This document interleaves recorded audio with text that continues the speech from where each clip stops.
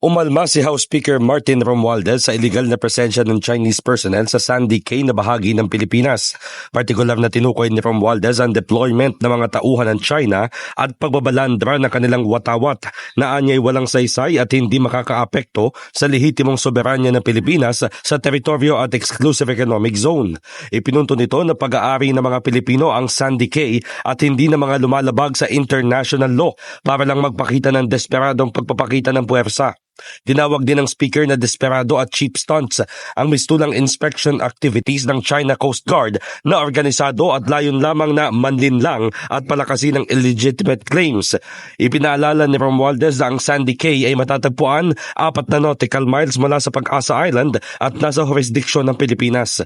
Bilang tugon, nagsagawa na ng Coordinated Interagency Maritime Operation ang National Task Force for the West Philippine Sea na sumasaklaw sa Pag-asa K1, K2 at K3. Dagdag pa ni Romualdez, ang IAMO na ikinasa ng Philippine Navy, Coast Guard at PNP Maritime Group ay nagpapamalas ng routine, rightful exercise at naaayon sa batas. Panawagan niya sa China na tigilan na ang walang habas na pang-uudyok at agresibong pagmamaniobra at irespeto ang international law.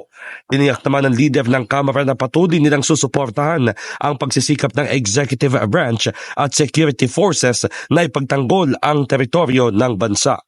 In the heart of changing lives, ako si Brigada Haji Caaminio ng 105.1 Brigada News FM Manila, the Music and News Authority.